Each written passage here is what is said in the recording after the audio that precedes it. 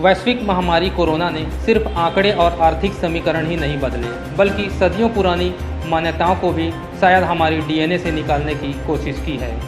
धमतरी के नगरी में बीते दिनों कुछ ऐसा ही देखने को मिला, जब सिर्फ सगाई करने की तैयारी थी, लेकिन वहीं पूरी शादी हो गई।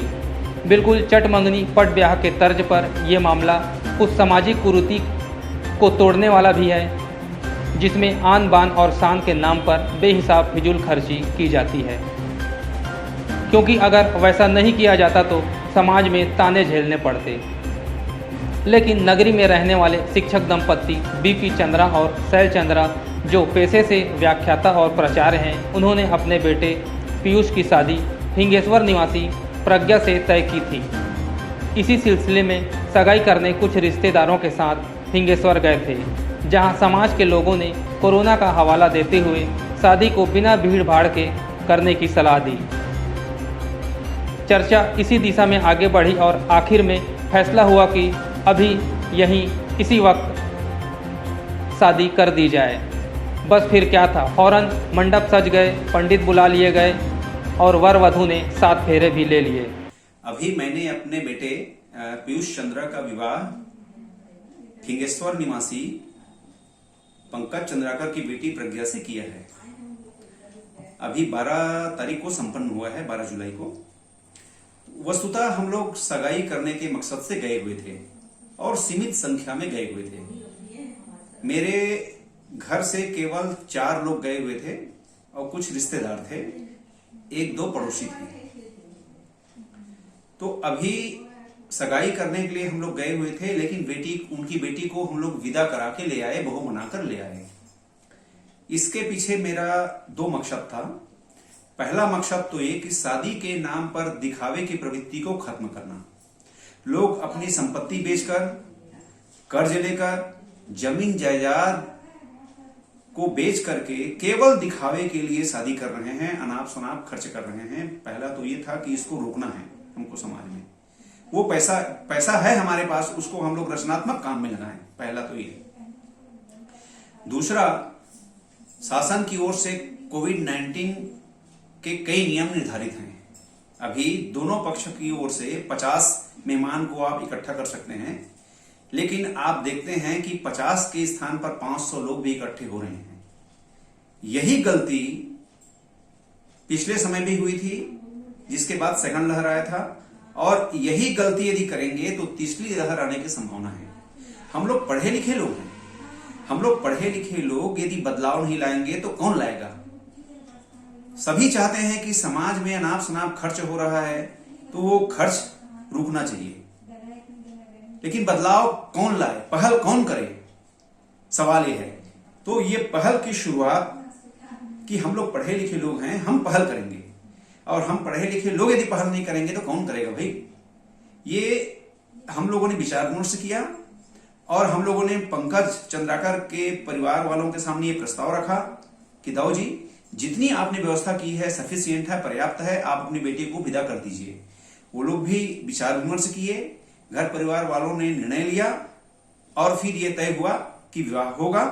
और आनन फानन में 2-3 घंटे में जो भी व्यवस्था हुई, उस व्यवस्था के तहत हम लोगों ने रस्म रिवाज को निभाने का प्रयास किया। बारात भी निकली, हल्दी भी लगा लड़के को, नाच गान भी हुआ और विधिवत ढंग से शादी हुई।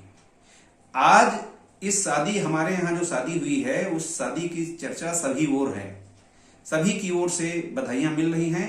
सभी कह रहे हैं कि वास्तव में सर आपने एक ऐतिहासिक कदम उठाया है, हम लोग हिम्मत नहीं करते थे लेकिन आपने करके दिखा दिया। तो ये शादी करने के, मेरे इस तरह के विवाह करने के हम लोगों का 2 मकसद था और ये बढ़िया है। और मैं कह रहा हूं कि भविष्य में यदि इस तरह का प्रयास यदि सारे लोग कर रहे हैं तो जो सामाजिक व्यवस्था है, सामाजिक जो बुराइयां हैं, अनाप शनाप खर्च करने की जो प्रवृत्ति है, और ये कोविड के लिए भी एक जो परिस्थितियां हैं उससे उबरने के लिए ये बढ़िया रास्ता हमको मिल सकता है। बस इन्हीं 2 मकसद को ध्यान में रख करके हम लोगों ने अभी बेटे पीयूष और प्रज्ञा का विवाह संपन्न किया है। मम्मी पापा ये चाहते थे कि ये शादी सादगी के साथ हो, और मैं भी इस चीज़ में थी, मेरा भी था कि मैं इस टाइप से शादी करूं। ज़्यादा दिखावा नहीं करना चाहती थी। और बस ऐसा कुछ नहीं है। देखो, जैसे कि जितना हम दिखावा करते हैं उससे अच्छा वो चीज़ को हम अनाथ आश्रम में या फिर कहीं और दान करें तो वो चीज़ ज़्यादा अच्छा है। इसलिए मैं यही चाहती थी कि ये सब ना हो, ज़्यादा सादगी के साथ हो। वो भी खुश है इस चीज़ से, लेकिन थोड़ा शौक है, लेकिन सब खुश है कि जो हुआ अच्छा हुआ, ऐसा सोच। ये निर्णय भले ही समाज को नाराज करने का खतरा मोल लेने वाला जरूर था, लेकिन महामारी के खतरे को कम करने वाला भी था। शादी में होने वाले फिजूल खर्च की परंपरा को तोड़ने वाला भी था। अब सभी इस शादी की मिसाल दे रहे, तारीफ कर रहे हैं। खुद दुल्हन प्रज्ञा भी इससे बेहद खुश है और लड़के के माता पिता भी खुश हैं।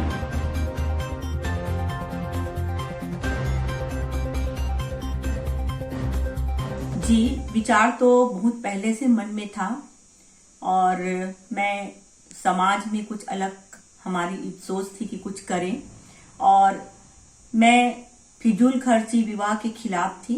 आज लोग विवाह में बहुत ही ज्यादा दिखावा करते हैं, बहुत ज्यादा फिजूल खर्ची करते हैं।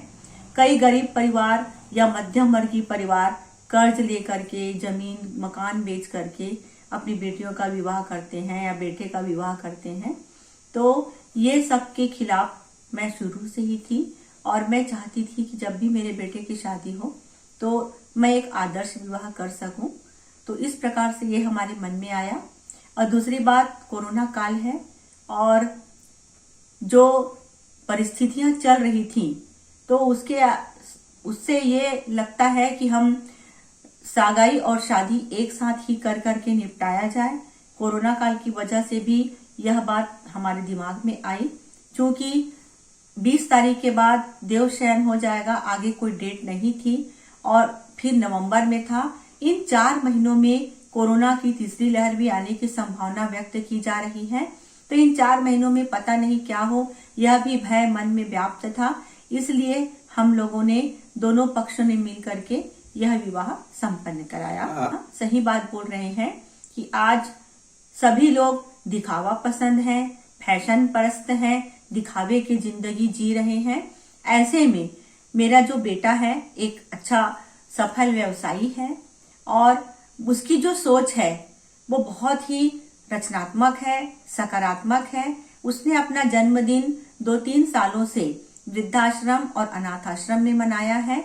मैंने उससे पूछा, क्या बेटा तुम इस तत्काल वाली शादी के लिए तैयार हो? तो उसने कहा, बिल्कुल, मैं इस शादी के लिए तुरंत तैयार हूँ। और उसके भी मन में कहीं न कहीं था कि वो समाज के लिए एक आदर्श बने और आदर्श विवाह किए। तो मेरे बेटे की ही सहमति से यह कार्य संपन्न। जी नहीं, ऐसी कोई बात नहीं थी। हमारे परिवार से बहुत कम लोग इस सगाई और शादी में उपस्थित थे। मेरी 2 बहन और 1 भाई और मेरे ससुराल पक्ष से 3 लोग थे और 1-2 अड़ोसी पड़ोसी थे। बस हम इतने ही लोग सगाई करने गए थे और शादी भी करके हमने बहू को ले आए। और मेरे परिजनों ने, मेरे ससुराल वालों ने, मायके वालों ने बहुत ही हर्ष व्यक्त किया कि आपने बहुत अच्छा काम किया। और हमारे कुर्मी समाज में बहुत ज्यादा दिखावा होता है, रस्मों रिवाज के नाम पर खूब पैसे की बर्बादी की जाती है, खूब खर्च किया जाता है, खूब समय भी खर्च होता है।